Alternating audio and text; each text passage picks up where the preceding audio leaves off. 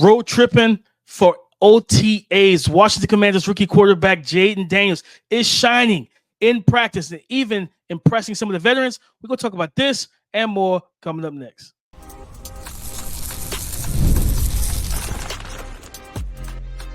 You are Locked On NFL Draft, your daily podcast covering the NFL Draft. Part of the Locked On Podcast Network, your team every day. What's up, Locked On family? Welcome back to the Locked On NFL Draft Podcast, your daily podcast covering your favorite draft prospects, part of the Locked On Podcast Network, your team every day. I'm your boy, Damian Parson. You can find and follow me on X at DP_NFL. I'm a senior draft analyst, and thank you for making Locked On NFL Draft your first listen today and every day. Shout out for being our everyday. As you know, I got to kick this intro to Mr. LSU himself, Keith Sanchez. You can find and follow him on X at TheTalentCode. Keep talking to him, baby. What's up, Locked On family? Let's get locked in. This is Keith Sanchez, 2019 national champ with those LSU Tigers. And what, man, the other side to this dynamic duo that we like to call the Locked On NFL Draft Podcast, your number one source for everything NFL draft content. DP, we are taking an OTA road trip with these rookies, man. Jayden Daniels shining out there with the Washington Commanders. We have Drake Maye, the head coach, saying that he needs some work behind Jacoby Brissett. And then Luke McCaffrey, yes, another McCaffrey brother, is standing out for the Washington Commanders playing wide receiver. But, man, I want to say shout out to our everydayers. Thank you for tapping in with us each and every single day. But, DP, before we get this started, man, why don't you hit him with our title sponsor? Today's episode is brought to you by FanDuel. Make every moment more. Right now, new customers get $150 in bonus bets with any winning $5 bet. That's $150 with any winning $5 bet. Visit FanDuel.com/lockedon to get started. Jayden Daniels is shining as a rookie in OTAs and in practice. Watch the Commanders start. There's some quotes here, guys. Shout out to CBS Sports, getting everything compiled. Talked about how Washington defensive tackles one of their star defensive tackles, Jonathan Allen, has kind of so-called had a fun little beef with the quarterback. Keith said that the rookie's beating him in the building every single work day. He's like, he always beats me here. I think it's pretty cool. He stays late. He does everything you want from your number 2 overall pick. And then it talked about the simple fact that even to the veteran tight end, Zach Ertz, who's a Super Bowl champion, he's played with some really good quarterbacks over his time in the NFL. He said Daniels really, really cares about this thing. He wants to be as good as he possibly can, and he's working his butt off. And, they talked about the fact that Daniels is making some impressive passes and throws in camp, right? Not just to Terry McLaurin, but also to a guy that we've talked about. This is a situation where not directly comparing it, but how CJ Stroud reinvigorated and restarted the career of Nico Collins, right? Jayden Daniels can do that for Jahan Dotson because his rookie year, we saw the promise in Jahan Dotson, the route running, the speed, the ability to get in and out of his breaks with quickness, but also the reliable hands, and he just got open. Then, when Sam Howell took over, and it just seemed like those two never clicked. Their games never meshed. Where Sam Howell is more. I want to keep saying Sam Darnold. Sam Howell is more of a vertical passer, where you have a guy like Jahan Dotson who could do a little bit of everything as a receiver. So I think Jayden Daniels, the touch, the accuracy, the ball placement that he puts, man, especially down the field, seeing some throws where he's same old Keith. That slot fade, still beautiful down the field, man. Everything that we're reading and hearing out of Washington Commanders camp, this is what you want to hear if you're a fan. Yeah, 100%. And we talked about OTAs and what you could take from it, right? From the parts that you can take from it from a media perspective. To hear a veteran like Jonathan Allen, and not only the fact that he's a veteran, he's a leader, but he's also a guy that was a little bit angry, right? Just a few months ago. Just Ted. Had a couple of classic quotes, man, just kind of being fed up with the direction of where the Washington Commanders were heading. And I totally understand, right? He's been there, 5+ years. He's handled his business and everybody else around him, including management and front office and everything else, and not handling their business. And you want to be a winner. So to hear him speak positively of the situation, I think it shows that there potentially could be a culture change in there, right? And it's May, right? You want to, every team, you know, when you talk about they're just like fans, right? Where you're sitting there and you want your players to feel like there's a good culture for a team is like, man, we have an opportunity to make the playoffs this year. I think we can win the division, right? What if we can make the NFC conference game, right? That's the sign of a good culture. A bad culture is, man, I'm just trying to make it through the year, man. I'm on this 1-year deal.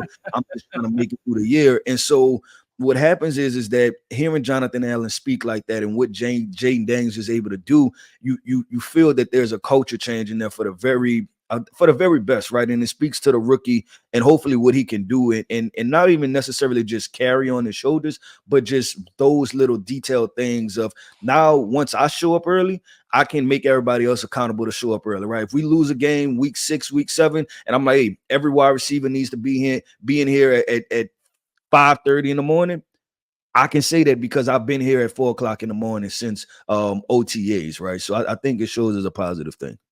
100%. Even Marcus Mariota, who's the veteran in the room now for him, he had a quote where he said, "I think he really moves well. He throws the ball well, and for a young guy that's coming in, seems to really really have the command of the offense." And I think that's important. I think that's very important at the quarterback position to be able to stand in front of these guys, especially older players, and kind of nail it and say, I got this, I got it figured out. So I think he's done a great job. When you get that type of praise, because kids, that's one of the big things for a young quarterback, right?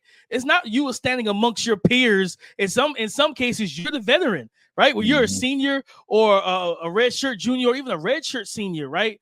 Dear God, you're a COVID senior and you've been in college for 8 years. Like the fact of the matter is, when you're the older guy in the room, those young guys look up to you. So when you get into that huddle, you're the quarterback, so you're the leader, but they also look at like, man, you've been here, you've done this, man, we're rolling with you.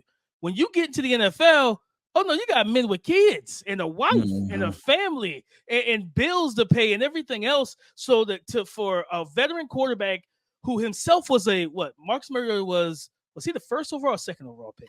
He was Jameis Winston went before him. Jameis Winston was number 1. He was the second. Yeah, he was the second. Yep. So he, a top 2 pick.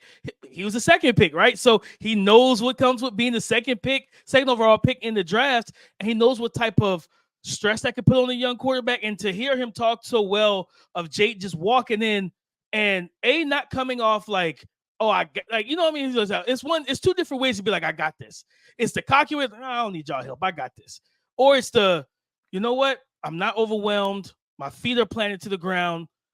I'm under control. I got this. Let's do this. And those veterans are going to rock with that if that remains to be the consistent theme for him. Because if he stays even keel, you get into a matchup against Dak Prescott, against Jalen Hurts, against Daniel Jones and Malik Neighbors and those guys in New York.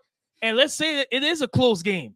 And those dudes lift their heads up in the huddle when you walk in, and they don't see any fear in your eyes. They don't see any trepidation. They see a confident, calm, cool, collected young man. They're like, okay, we got this. Let's go out here. We're gonna do our jobs, and we know that QB1 gonna do his. So, like I said, in all the clips that's coming up on social media, I'm excited to see this Washington Commanders offense. I want to see what teams I'm most excited about. Yeah, I want to see what it's gonna look like, right? Like, I think there's always been a situation we've been talking about for probably the past, at this point, 6 months, right? Talking about way back to December. What is this offense going to look like now with Kliff Kingsbury? What are they going to do with Jayden Daniels' skill set, right? You talked about seeing the slot fade, but what are they going to do with his running ability, right? Like, what is the offensive structure? And I think that's going to be very important for the development of Jayden Daniels and him kind of laying a good foundation as a rookie for himself. And then also just getting this team going, period, because I think they want a playmaker. We know the rumblings are going to come, another RG3, right? Like in that area. So it's just going to be a matter of fact of, okay, what are we going to do with him in this situation? With DP, as we talk about the number 2 overall pick, but I believe right behind him, Drake Maye was drafted, man. Up there in New England, we have head coach Jerod Mayo talking about, hey, Drake Maye needs some work. We're going to put that into context and have a conversation about Drake Maye, New England Patriots, Jacoby Brissett, the veterans in there. What do we expect? I'm finishing out OTAs, heading into training camp and into the season. Coming up next. Today's episode is brought to you by FanDuel. Make every moment more. Guys, it's winner take all time in the NBA and NHL. and FanDuel is giving you a shot to bring home a big win of your own. Because right now, new customers get $150 in bonus bets with any winning $5 bet. Again, with any winning $5 bet, as a new customer, you get $150 back in bonus bets. And that's $150 that you have at your disposal to spend and bet on everything that you love. Spreads, money lines, player props, and so much more. And you're asking, DP, how do I get in on this deal? Well, let me give you the answer. Just visit FanDuel.com/locked-on and make every playoff shot count.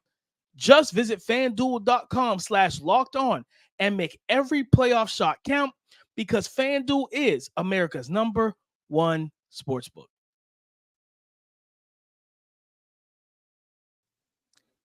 The New England Patriots rookie quarterback Drake Maye has some things to work on, Keith.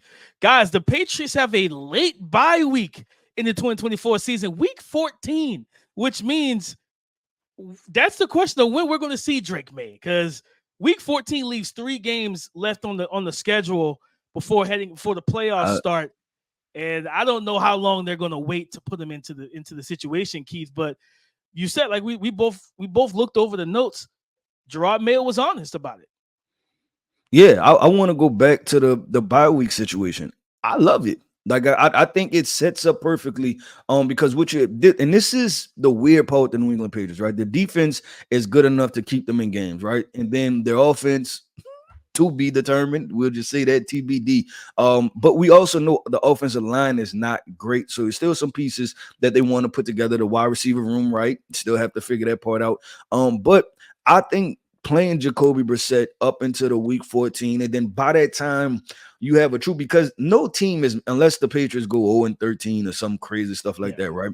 It's usually around that week 12 to 14, 15-ish stretch where teams are mathematically eliminated from the playoffs, right? And so what you do is you keep the veteran in them. If we win some early games, win a couple games you're not supposed to, hey, we may still be in playoff contention, right? But then right around that threshold is where things, if you're not good enough, obviously you're eliminated from the playoffs. And I say hand the ball off to the rookie. Right now he's being able to sit 14, 15 weeks, right, which is majority of the season, being able to learn a lot of stuff, learn a lot of the right, learn a lot of the wrong, get in the game. And then I like him playing some, because I'm cool with, honestly, I'm fine with every rookie quarterback sitting a year. I like, get a veteran. If it's not a good situation, sit him down. I'm fine with every rookie quarterback sitting down and being able to learn the game the right way.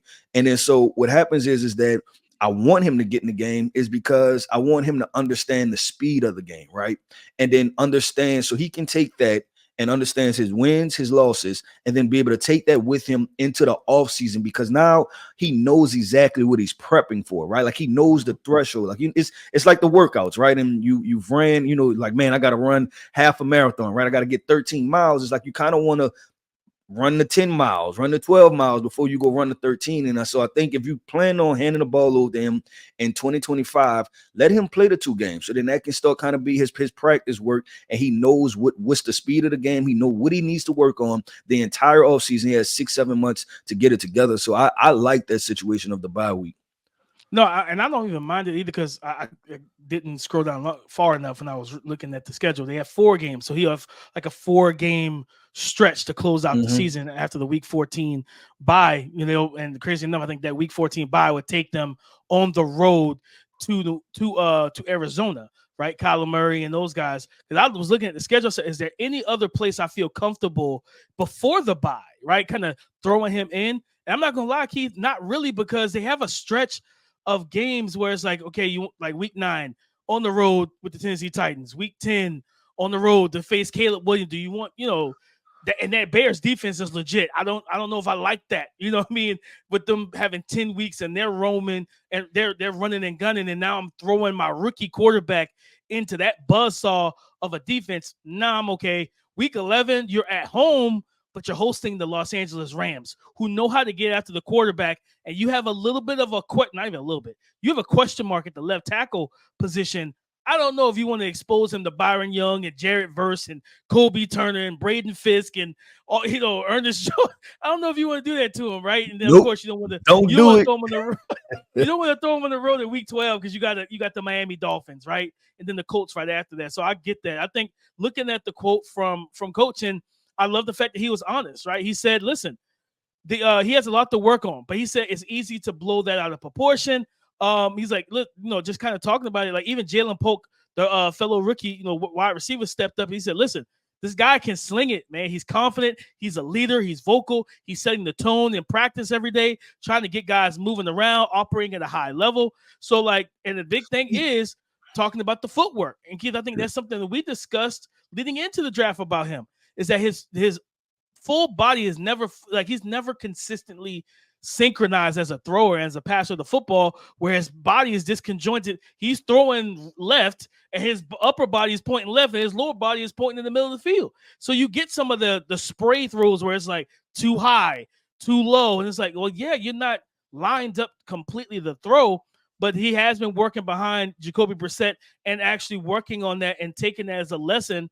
And even staying late with his rookie wide receivers to throw. So to your point, that week 14 thing, Keith, I think it should be, if these two young rookie wide receivers aren't in the game at a substantial level by then, I think that's when you really push them together. I think you push, Jalen Polk and Javon Baker and Drake Maye. I want all of them in the lineup week 15 to close through the end of the season, right? Because those two young men you drafted with him, they clearly have a rapport because they're rookies. So just same thing last year, right? Anthony Richardson and Josh Downs were like roommates. So then when you see them get to training camp, they're on the same accord, preseason.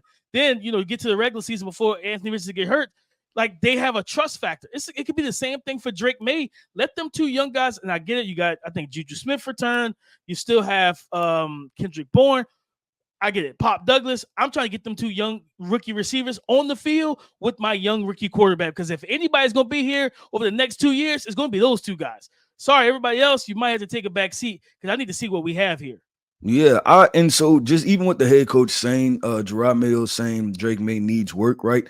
I like his follow-up statement because it's about to be very similar to me. Is that every rookie quarterback needs work, right? Like, and at the end of the day, and there are things that you can work on. And honestly, we talk about these quarterbacks up into Josh Allen finally took off year 3, right? As far as the mechanical stuff being more cleaned up and the footwork and all of those different things. So I think that it bodes well. I actually like the fact that Jerod Mayo, in my opinion, is setting the tone. And I think what he indirectly did, DP, was take some pressure off of Drake Maye. Right, he took some pressure off, so that way you start setting the tone. And look, Jacoby Brissett is just more ready right now. So if y'all see him week 1, it's A-OK. And then Drake Maye, there's no pressure to come in right away and feel like you have to lead everything. But I also seen a video, DP, that circulated, and what it was a mashup of a bunch of clips of Drake Maye just being a dude, right? You seen him running around talking trash with the wide receivers. You seen him talking to the coaches, and just the conversation in the dialect. And I can't quote it.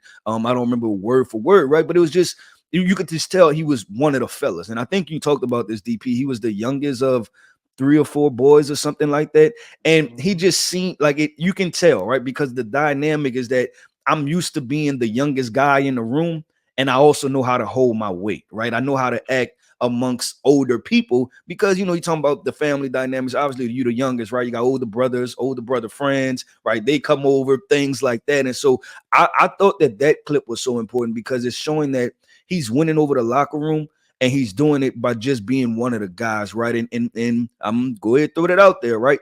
What we've heard about Tom Brady in his early years was that he was just one of the guys, right? That people respected him more than it was a football player. I respected you as a man, right? I expected the way you work. I expected the way how you handle people, and then we can go from there. So we know that this New England Patriots situation is a process, right? A rebuild is a process. This is not a 1-year wonder type of situation, and this is not, we're going to turn it around in 3 months. So it's important that you get it right, because I think if you ask either one of us, DP, does Drake Maye have the arm talent and the physical tools to be a good NFL quarterback? We both would say yes. 100%. And just like you said, just being able to get that part out, right? Just being the dude, right? Letting loose, not being uptight, like just being yourself. That's people. And At the end of the day, people rock with you when you are like yeah, you. and DP, I have firsthand experience that with Joe Burrow, right? Like Joe Burrow came from Ohio. He was not a Louisiana guy, right? He was Ohio 3-4 year. I think he played 3 years already, right? Transferred in, and he wasn't even like an early transfer. He came in, I think, training camp or something like that, right? So you're talking about late in the process to compete for the starting quarterback position, right? Which we have a bunch of Louisiana guys, quarterback who's been at LSU for years on years, and he had to come in and win that locker room over. It was not by being and initially, DP, it was not about being Joe Shiesty and Joe Burr and grittying with Justin Jefferson. It was about just being who he was. And, in the conversation was, I'm going to put the work in. And that's what he told the guys, right? I'm going to put the work in and we'll let everything else figure out as far as with this quarterback battle. And we see how that turned out. So with Drake Maye, we'll see. We'll just continue to let it unfold, right? And I believe what Jerod Mayo is doing. And then I believe Jacoby Brissett, him being a veteran, he'll help guide this young man in the right direction. But DP, we started with Washington, baby, and we have to end with Washington. Those Commanders, man, Luke McCaffrey. Yes, another McCaffrey brother out there at the Washington Commander. He stands out as a rookie. So what does that mean? We're going to have this conversation coming up next.